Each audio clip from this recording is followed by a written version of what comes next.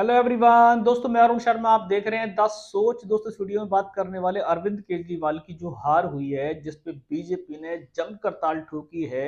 अब इसमें मुद्दे की बात यह है कि जो बीजेपी कहती है कि उन्होंने वनवास खत्म किया है और 15 साल के बाद उन्होंने सत्ता को ठोक लिया है, तो क्या बीजेपी अपने कमल के चेहरे से, मोदी जी की हुंकार से आई है, या सिर्फ एक कमी से आई है कि अरविंद केजरीवाल का शराब घोटाला ही उनको ले डूबा।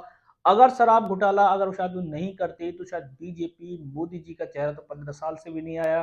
तो क्या इस बात में सच्चाई है कि अरविंद केजरीवाल सिर्फ शराब घोटाले के चलते हारे हैं? दोस्तों, अगर आप चैनल पहली बार हैं, जुड़ सकते हैं। सारी वीडियो को देखने की बात करते हैं अरविंद केजरीवाल के बारे में कि 15 साल लग गए मोदी जी को दिल्ली में जगह ढूंढते ढूंढते, पर शायद अरविंद केजरीवाल की सरकार को कोई नहीं रोक पाया। प्रचंड जीत थी, प्रचंड अरविंद केजरीवाल की पार्टी धुआंधार चल रही थी। पर जिस तरीके से मोदी और जितने बीजेपी ने जितनी भी रणनीतियां बनाई थी, पर अमित शाह वगैरह सारी रणनीतियां केजरीवाल के आगे दिल्ली में ढेर हो जाती थी।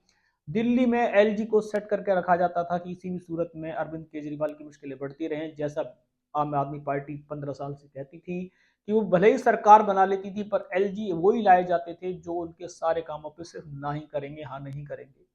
अरविंद केजरीवाल ने 15 साल तो खूब डंके की चोट पे दिल्ली की जनता का दिल लूटा, जनता को भाए रहे और जनता ने उनको खूब जिताया। पर जाते जाते जब 15 साल उनके होने को आए, 2.5 साल जब उनके सत्ता के बचे थे, तो उस सत्ता में अरविंद केजरीवाल के ऊपर शराब घोटाले की सबसे बड़ी गाज गिर गई, जिसके चलते उनके मनीष सिसोदिया, अरविंद केजरीवाल, सत्येंद्र जैन, जिनको सलाखों के पीछे रहना पड़ा, जिससे दिल्ली की जनता में त्राही त्राही हो गई कि जिस पार्टी के लिए उन्होंने 15 साल अरविंद केजरीवाल को जिता के रखा था, वो पार्टी शराब घोटाले में पाई गई। अब तक भले ही उनको कोर्ट ने क्लीन चिट नहीं दी हो, पर अरविंद केजरीवाल पे जो धब्बे लगे थे, ये किसी भी सूरत में जनता को स्वीकार्य नहीं थे।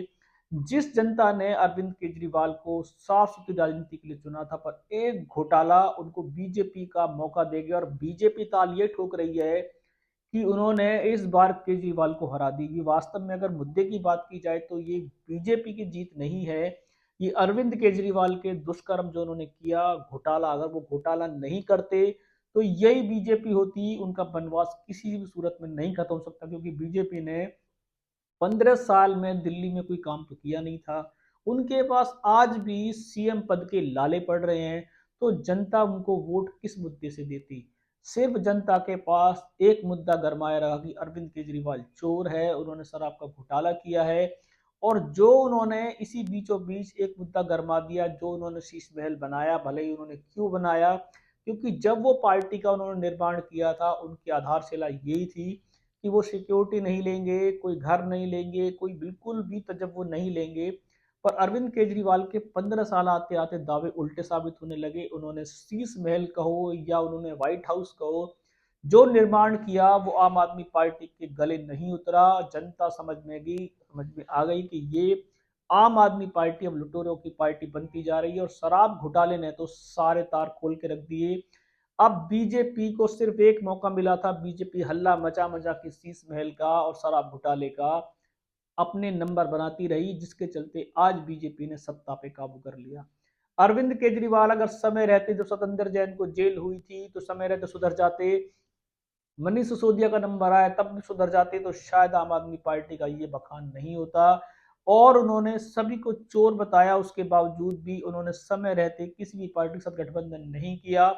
कांग्रेस की भले ही सीटें आई हो या ना आई हो, पर उन्होंने सबको चोर जो बताया, एक तो खुद चोरी की, एक गलतियां की, उसके बावजूद आम आदमी पार्टी को हुंकार के चलते इतना अहंकार भरता गया, जिसके चलते उन्होंने किसी को कुछ नहीं समझा। और आज ये हालत है कि अपनी पार्टी का सर्वनाश कर लिया और खुद भी हारे, और वो दिग्गज नेता भी हार गए जिनकी जनता को वास्तव में जरूरत थी। पर आम आदमी पार्टी का ये हाल, बीजेपी को एक मौके में बीजेपी की चांदी बन गई। अब भले बीजेपी कह दे कि वो राम राज्य की ओर से आई है, भले ही कह दे कि मोदी जी के चेहरे से आई है, भले ही कह दे कटोक बटोक के नारे से आई है, पर असली जो महत्वपूर्ण बात है वो सिर्फ शराब घोटाले से बीजेपी को मौका मिला है।